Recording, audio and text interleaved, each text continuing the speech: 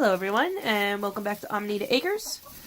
We are sitting in the chicken coop with my flock of Icelandic chickens. They're the roosters, Parmesan, and Bobby Singer. Bobby lost part of his comb to frostbite when that polar vortex swept through, but other than that, that was the only issue we had with that week of like 30 below nonsense, because we're using deep litter bedding, which not only does it produce heat from the decomposition, but I also don't have to clean it until springtime, so that's pretty fantastic. I'll do a whole separate video about deep litter bedding probably in the fall when we're building it back up. So my chicken coop is an 8x8 plywood structure, and it's got 2 roosts in it, a door. These are our summer feeders that we fill up with dry food. In the winter, we feed fermented food, fermented whole grains. We always feed whole grains. So those two are the dry food storage in the summertime, because we'll switch back to dry whole grains in the summer to avoid mold issues.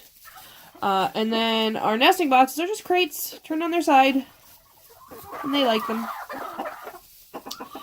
Icelandic chickens. We chose this breed, not a breed, it's a landrace.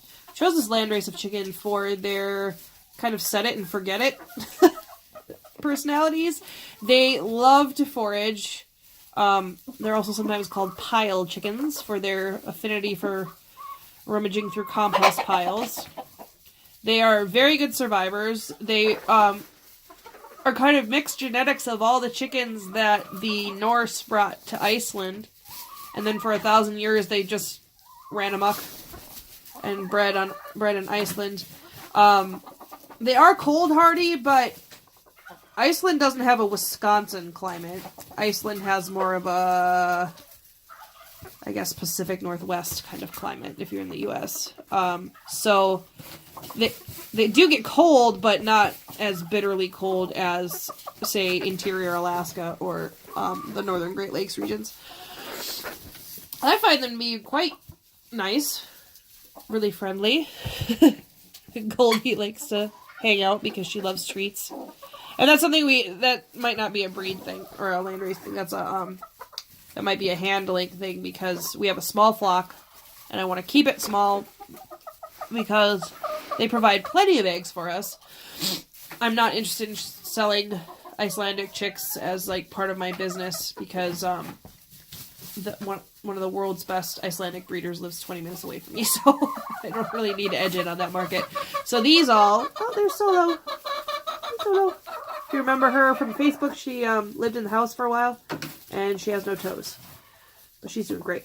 Anyways, so my chickens are here to produce compost for me, and to give the family eggs, and we'll sell a few eggs, you know, as we have extra. And then also they're going to go out in the yak pasture when we get that going for 2 reasons. For tick control and also fly control.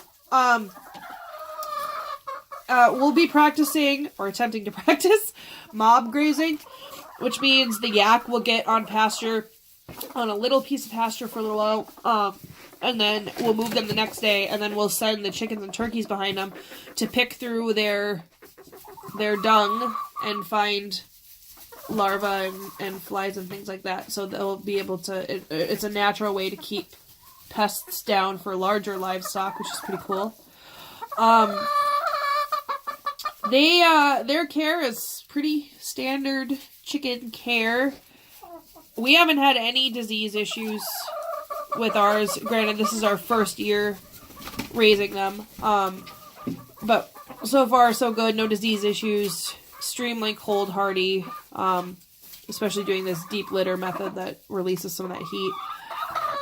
As long as you keep them out of the wind and keep them dry, they're mostly just fine. Because, I mean, look at that feather structure. Feathers would make the best winter coat. Our 2 boys get along really well. I've never seen them fight. They just hang out together. It'll be interesting in the summer when they get to free range to see, you know, if they maintain one big flock or split off. I don't know, that'll be fun to watch. Hi, Marie. So some of these were hatched here from David Grote hatching eggs from Whippoorwill Farm in Iron River, Wisconsin. Some came from Elsewhere Farm in Herbster, Wisconsin. We traded for... I can't remember what we traded for. We traded for, I think, some silk scarves, and I love bartering. Bartering's great. Anyway, so they came from Elsewhere Farm, and then there were a few that were hatched on Whippoorwill Farm that came to us, because we had we had a lot of cockerels in our first hatch, and we ended up with like 5 hens. There's 7 in there. One of our hatched hens. 7 has a really cool story. She was the last egg that had pipped when we hatched, and it had been like 2 days, and she hadn't done anything but pip, which means make that little hole in the egg. And so I unplugged the incubator, and I figured, you know, that was the end of it, and I'd take care of the egg later. And then my son came running to get me about 2 hours afterwards and was yelling that there was a chick in the incubator, and 7 had managed to hatch herself out.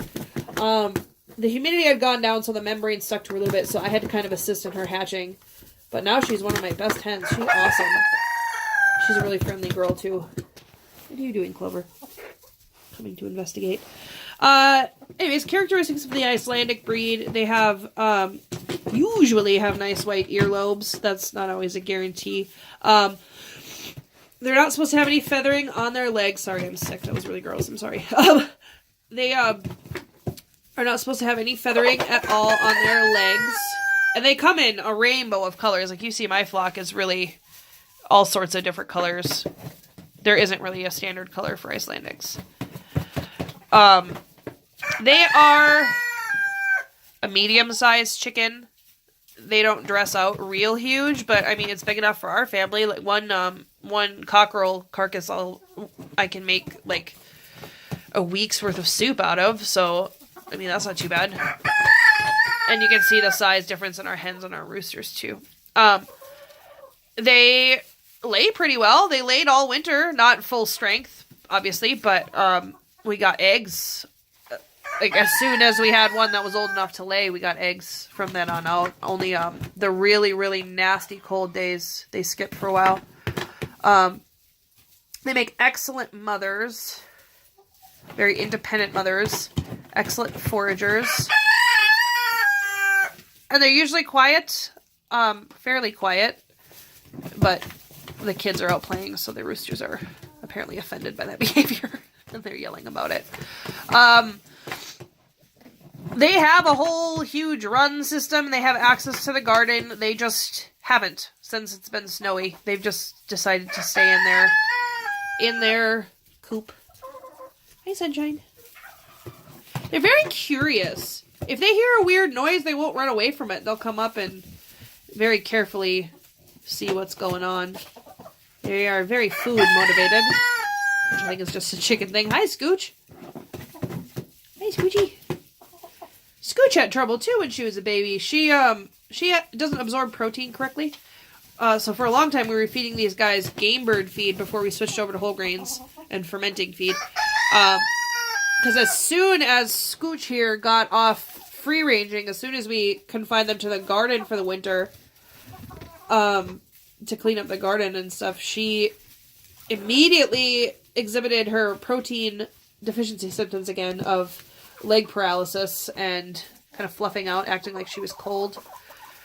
But we fed her scrambled eggs for a week and then switched them all to that game bird feed formulated for turkey protein needs, and everybody did just fine after that. And then with the fermenting the whole grains, she's been just fine too. So I know that they're getting adequate protein. So it's kind of neat to have a barometer like that, as well as the barometer of egg production. If your egg production declines for some reason other than weather-related activity, there's probably a health thing going on with your flock, and you need to take a look at that. Other than that, they've been really independent, really, they kind of just do their own thing. They get along well with the other birds, except the geese. Nobody gets along with the geese, but that's kind of their job, so that's alright. They're really good at taking care of themselves, very aware of predators and things around, so that's pretty cool. Again, though, we'll be building an entirely new setup for the poultry in April, because we have to get that done before May, because I need their yards for extra garden space. So we'll have that done in April. We'll take you along for that ride. You can see how we design and build our new chicken setup after having them for all 4 seasons now. And learning a lot about chicken care and Icelandic preferences. So yeah, we really enjoy these. I definitely recommend them for beginning chicken keepers, just because their variance in their genetics within the landrace really makes them not as susceptible to a lot of diseases, which is pretty nice. They just don't seem as fragile as a lot of chickens. The only thing I have for them on demand is oyster shell. In that little jar, they can eat as much or have as much oyster shell as they want. I toss grit out every once in a while. I don't keep it out. I just haven't gotten into the habit, and they seem fine with foraging their own grit too. For feeding, we put treats and like cracked corn if it's real cold, oats, dried oats, things like that, right in their deep litter so that they scratch through and turn over the litter so that the oxygen gets down there. And then other than that, they just get fed their fermented grain outside, because we don't want to bring all that moisture inside, because moisture and condensation is a big health issue inside of coops, which is why we don't mind like those daylight cracks there. And then up here we have ventilation too to keep the coop nice and dry. And it's been working pretty well, except for that super cold snap. That lighting is not happy with my phone. That's about it for the Icelandic chickens so far. If you have any specific questions, again, jump on over to our Facebook and let us know. I'll put the video link over on our Facebook so you know where to ask the questions on. And I'm going to go finish my bird chores for the evening. Bye.